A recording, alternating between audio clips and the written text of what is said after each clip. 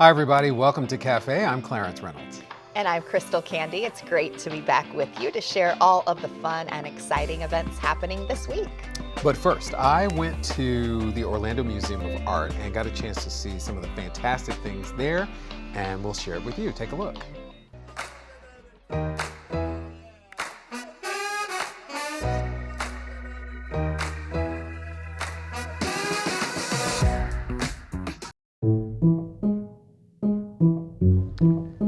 It seems like every time I come here, there's something new, but there are some permanent exhibitions here. Yeah. So we do have traveling exhibitions throughout the year, but we're really proud of our permanent collection that features contemporary art, traditional style paintings, those types of things. We also have a great contemporary graphics exhibition that's on view all the time. Famous prints from artists like Andy Warhol and Lichtenstein, so really famous artists that people know. We also have a great abstract exhibition that features some sculpture and kind of more creative outside the box works. And then we also have a collection of artifacts from the ancient Americas that's on view. So there's really something for everybody at the museum.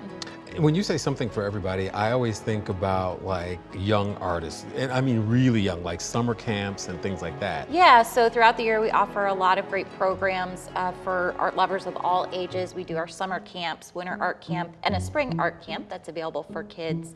We also have our annual big events, our fundraisers with Council of 101, Art in Bloom, and then also the Festival of Trees around the holidays, which are great fun for the entire family. All right, and the thing I know I'm going to ask about, and that is the gift shop. Yes, oh my gosh, our shop is my favorite. We have free parking, open every day that the museum's open, Tuesday through Sunday. Great collection of just unique gifts, and again, just something for everybody on your list. Best gift shop ever. No, I'm kidding. So, what else can people expect when they come here? If they've never been here, what other things would you say? I'd say what we offer is a really unique experience. You know, it's not too much, it's not overwhelming. There's just enough to kind of feed that artistic side of everybody, and it's really approachable and just easy to appreciate what we have here. Maureen, thank you so much. Make sure that you take advantage of the Orlando Museum of Art because it makes living in Orlando one of the best things ever.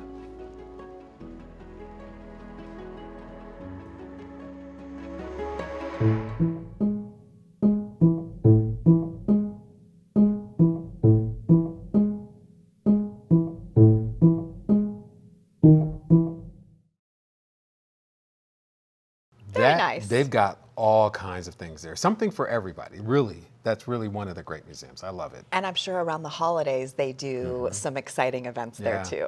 Yeah. Jazz Bossa Nova is in the air at the Blue Bamboo Center for the Arts on November 8th at 8 p.m. Brazilian vocalist Daniela Soledade and guitarist Nate Najar will transport you to Rio de Janeiro with an intimate evening titled Love and Bossa Nova.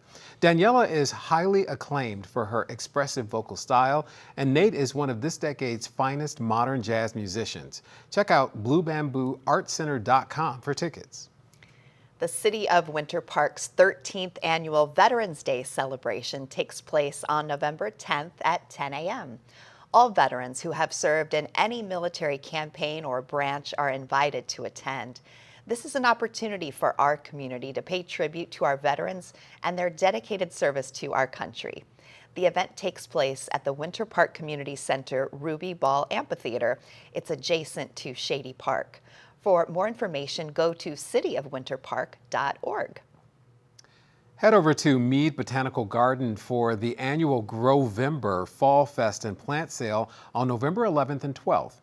The event features an array of high-quality plant vendors, kids' activities, live music, food trucks, and a beer garden. Shoppers will find a wide selection of specialty plants, including annuals, perennials, houseplants, herbs, succulents, and even medicinal plants. There's no admission and parking is free. The event will be held rain or shine, so check out meadgarden.org for more information. Orlando Shakes continues its cabaret series on November 10th through the 12th. This performance features vocalist Michael Andrew. Swing along with tunes made famous by Frank Sinatra, Sammy Davis Jr., and Dean Martin in this relaxed cabaret vibe. The series has become a beloved tradition in the community, allowing audiences to experience live music in an intimate and unique setting. You'll find tickets and showtimes at orlandoshakes.org.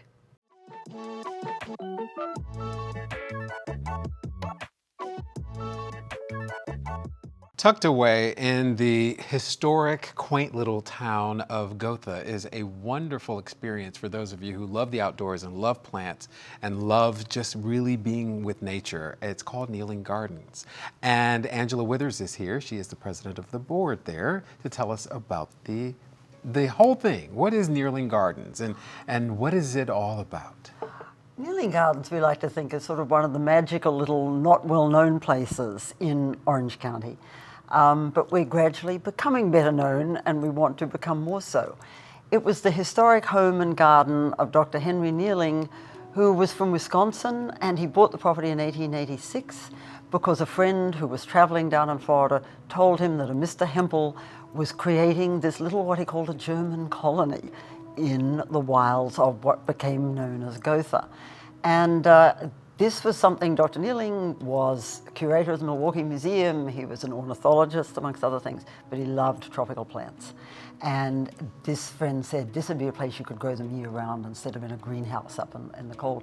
So he bought the property sight unseen, about 40 acres originally, came down in 1886, and from then on every winter would come down and spend time there, introducing plants, experimenting with plants. He was an extraordinary plantsman. And this garden of his, and he had 30 or 40 acres originally, it became a mecca for travelers in the early part of the 20th century. People who had never seen these fabulous tropical plants and caladiums. He's known as the father of caladiums. He was growing all of these on this site.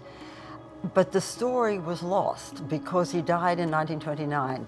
And the wonderful house, he actually moving his family down. He decided in 1901 to move his family down and actually move to Florida. And so there were wonderful stories about the house. The house is special. The 6 acres that we have remaining are wonderfully natural. So there's so many things I could share with you about it. We really want people to come see it because it's different. We're not trying to be a Lou Gardens. That's wonderful. That has its place. We want to be an exploration garden. Because what we discovered when we bought the property, Dr. Kneeling died in 1929, then it was bought by Julian and Maggie Nally, who were passionate about the work Dr. Kneeling had done, and ran it as a sort of commercial nursery. Then for a number of years, they both died in 1978 within a few months of each other, had no children, so the property was subdivided. But they kept the 6 acres with the wonderful old house on it because everybody knew this was important, and it goes from Hempel Avenue down to the lake. So then it was rescued by the Bashardis, who lived they lived in Windermere at the time. He was an architect, loved the old house. Barbara was a passionate gardener. So they did a lot of work on it, and then Howard died, and Barbara couldn't maintain it. It became completely overgrown, but she wanted it saved. And so the Henry Kneeling Society was formed at the end, right around 1999. The group started figuring out how can we save the property. She needed the money to leave. And eventually we got it at the end of 2009. And when you come and visit us, you need to know that when we bought it 13 years ago, our nonprofit, it took a machete to get around the property. Really? It was completely overgrown. Kudzu and air potato and cat's claw begonia and running bamboo. But here was this wonderful old house and a wonderful story and still amazing plants all in amongst us. And we said, we can make this work. You know, you mentioned the tropical plants. How does it differ from other botanical locations in Central Florida? Well, it's a mix, and when I say tropical, there are some more subtropical, is a little bit more appropriate. People would talk about coming and seeing his tropical plants, and some of them are. Caladiums, for example, are technically tropical, but they do brilliantly in Central Florida. So the main thing that is going to be different from other gardens is that we have left it very natural, because as we uncovered, instead of coming in and saying, oh, we're going to recreate, we gradually uncovered, and that was partly because we had no options. We didn't have the money to come in. Was the best thing. Sometimes not having the money at the beginning is a really good thing, because as we cleared the vines and uncovered, we found all these amazing things. And then these wonderful old trees, the canopy, the huge tree canopy, and the things we found underneath, we were then able to keep them and supplement and bring back the things that he was growing that haven't survived. But also, we want it to be a place where people discover nature and discover gardens and say, wow, look at that. That's what happens when this grows here. When a tree falls down, we keep a lot of the fallen logs, and then we all watch the amazing fungi, and we put bromeliads on them, or we hang orchids. But you're seeing the cycle of life. You're seeing the natural progression of things. And that's where we're different. We don't just move out the flowers when they're dead.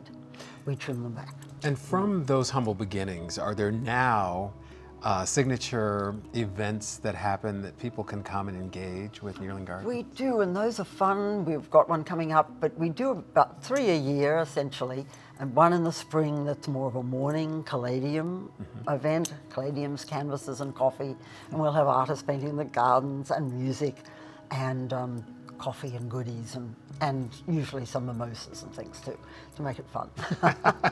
And then in the fall, we've got one coming up now, it's called Owl Prowl, and sort of fall themed, but that is our main sort of fundraiser. But we again have artists painting, because artists just love the place, because it's different. It's not the usual, here are some beautiful flowers, here's some this, it's discovery.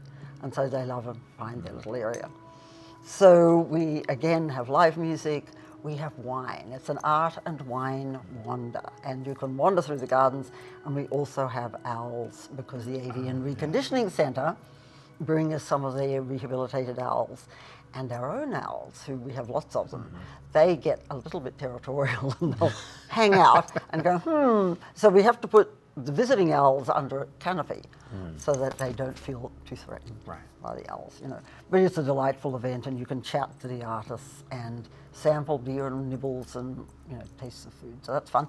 Holiday event in December is our community event, and that is a Saturday right before the holidays, and we have nature-themed vendors, we have activities for the children. The wonderful old house is all decorated, and we usually have Santa and an elf usually helps him on the front porch, and families can come and have their photographs taken. Very nice.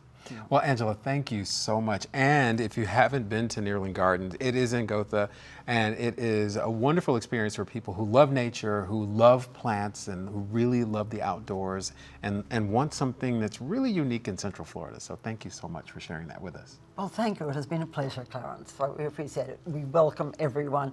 Just go to our website first, because we're not open all the time because we don't have enough staffing yet. It's just we volunteers mostly. Great. So check out the website first. first. Thank you. There we go. All right. Thank you.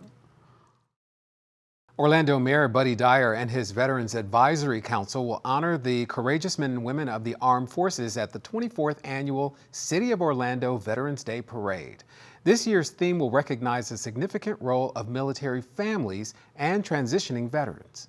The parade route begins at Robinson Street and Orange Avenue on November 11th from 11 a.m. to 1 p.m. Go to orlando.gov for more information. Orlando Shakes, in partnership with UCF, invites you to enjoy a classic children's tale with a contemporary twist called The True Story of the Three Little Pigs. The story follows the currently incarcerated wolf, who explains how he was framed for the house-related crime. He says he was only at the three houses to borrow a cup of sugar. But the three pigs, they had iPhones and they filmed the whole thing. Genius. The fun is taking place now through November 11th. For tickets and showtimes, go to orlandoshakes.org. The Orlando Korea Festival takes place on November 11th from 10 a.m. to 4 p.m. at the Orlando Korea Culture Center. The festival features K-pop dancing, games, cultural performances, and of course, Korean food. The center is dedicated to helping people in the greater Orlando area immerse themselves in Korean culture. They even offer Korean language classes. Visit okccenter.com for more information. Every year at the beginning of November, the Japan Association of Orlando presents the Orlando Japan Festival. The festival features authentic Japanese music, Japanese dance, and demonstrations, of course. There will be a variety of Japanese food and drinks as well. It's an immersive experience that will make you almost feel like you've been transported to the land of the rising sun. The festival will be held at Kissimmee Lakefront Park on November 12th from 11 a.m. to 5 p.m. Go to jorlando.org for more information. Boy, I tell you, from all the Veterans Day celebrations, which are really awesome, to that Three Little Pigs Right. concept. And Japan iPhones. and Korea, our community coming together to celebrate culture. It's really great. So diverse, Yeah. so exciting. Yeah, it's Orlando. Yeah, no, that's how we do it. Well, that wraps up this week of events. And if you have one that you'd like to share with us for next month, send an email at cafe@ocfl.net. I'm Clarence Reynolds. And I'm Crystal Candy. Remember to join us next week and see what's new and exciting in your community.